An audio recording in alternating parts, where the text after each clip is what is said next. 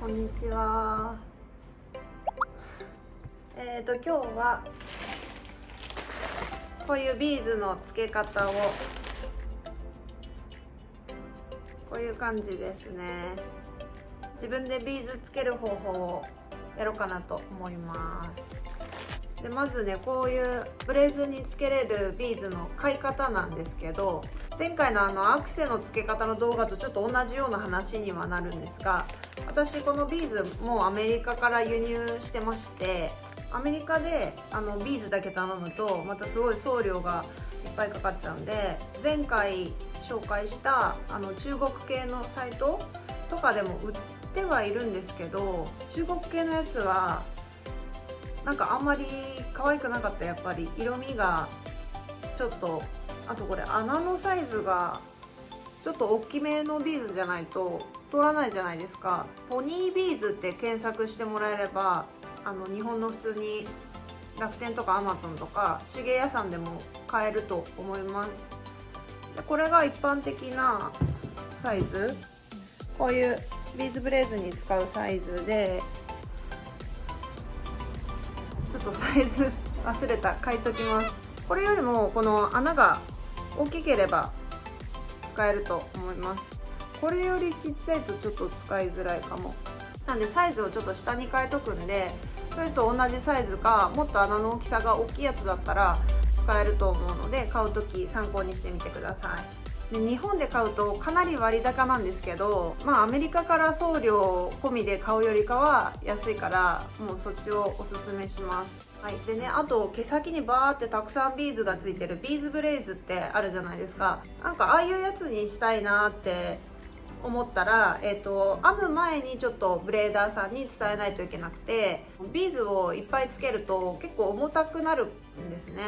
だから本数構成とかこのエクステの量とか毛先をどういう風に留めるかっていうのを、編む前に決めなきゃいけないんで、編んでもらう前に相談してください。で今日やる方法は、普通に編んでもらった後にちょっと飽きてきてビーズつけてみようかなって時に参考にしてもらえればいいかなと思います。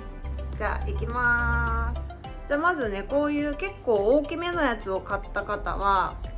普通に単純に毛先からこう通してもらえばいいんで、こうですね、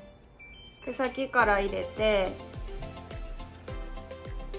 このまま上にぐーっとギュッと挟めば大丈夫です。これウッドビーズ木のやつです。でこれは寝る時に取ってもらったりして、取り外しできます。こうやって抜けばいいだけなんで。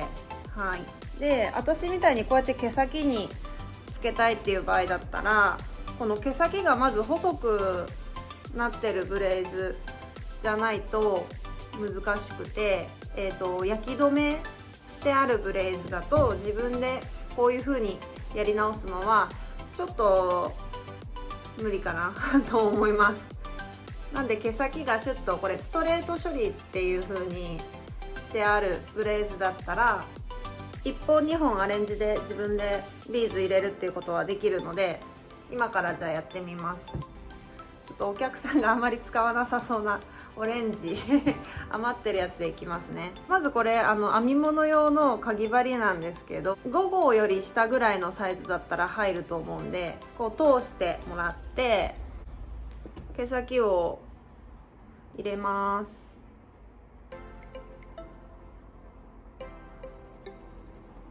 はい。で好きな数だけ入れてきます。こんな感じで入れていきたいと思います。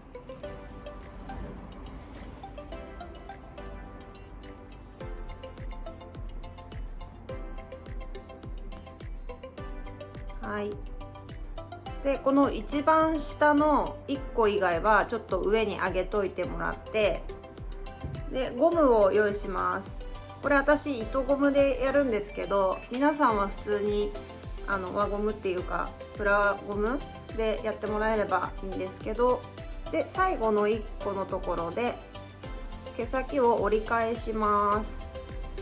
ここをですねゴムで留めます。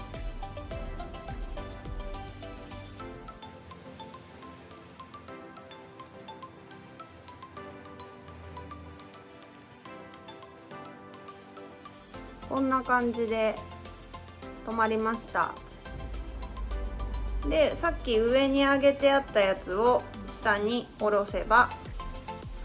完成です。